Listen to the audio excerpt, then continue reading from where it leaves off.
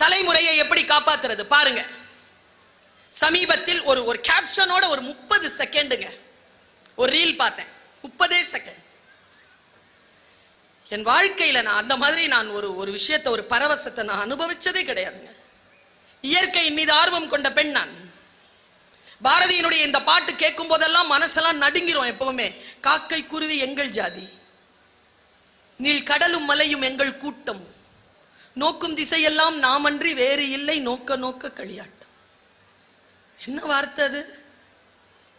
கொஞ்சம் யோசிச்சு பாருங்க. நீள் கடலும் மலையும் எங்கள் கூட்டம், நோக்கும் திசையெல்லாம் நாம் அன்றி வேறு இல்லை. தமிழ் மரபு. நான் ஒரு ரீல்ஸ் பார்க்கிறேன் 30 செகண்ட். ஒரு தேர்ந்த யாரோ ஒரு சுற்றுச்சூழல் நேசிக்கின்ற ஒரு மனிதன், ஒரு ஆறு ஓடிட்டு இருக்கு, அந்த ஆறுல கடந்து போறான். ஒரு சின்ன பாறை, அந்த பாறையில உட்காந்துட்டான். அவனை இன்னொருத்தன் கேமரா பிடிச்சிட்டு இருக்கான். இந்த நாடு இல்ல, வெளிநாடு பிடிச்சிட்டு இருக்கான். அந்த பாறையில உட்காந்து 30 செகண்ட்ஸ் ரீலுங்க. எத்தனையோ விஷயங்கள், சொல்ல முடியாத விஷயங்கள் அந்த 30 செகண்ட்ல அவன் சொல்லிட்டாங்க. நான் இளைஞர்களையும் பெண்களையும் ஆண்களையும் பார்த்து கேட்கிறேன், உங்கள் கையில் ஒரு ஆயுதம் இருந்தால் அந்த ஆயுதத்தை எப்படி பயன்படுத்துவது என்பதற்கு இந்த ரீல்ஸ் நான் சொல்றேன். இன்னைக்கு தனி மனிதர்கள் கிட்ட வந்துருச்சு இல்ல சோசியல் மீடியா. நாம் எவ்வளவு பொறுப்புடன் இருக்க வேண்டும் என்பதற்காக நான் இதை சொல்கிறேன்.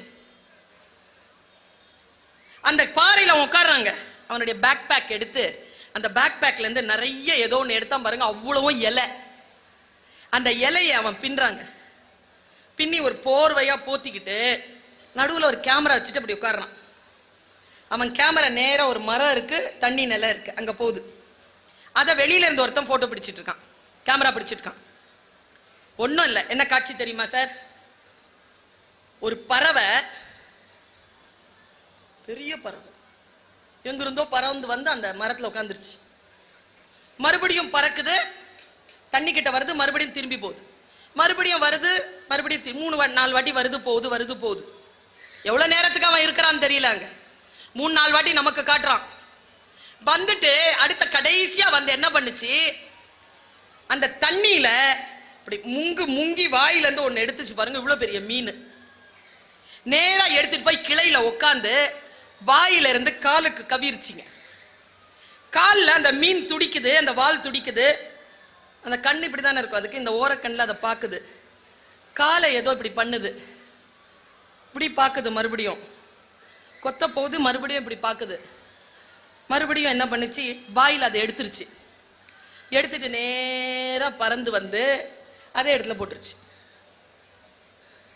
இவ்வளோதான் காட்சி. அந்த ஆள்ல அந்த கேமரா வச்சிருந்த ஆள் அதை அப்படியே கொண்டு போய் தண்ணிக்குள்ள இறக்குறான்.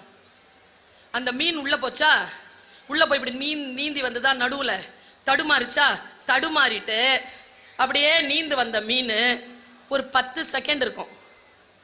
அந்த ஃபில்ம் 10 செகண்ட்ல இருக்கும். அதனுடைய பின்பகுதியிலிருந்து வெறும் முட்டைகளா வெளியில வருது.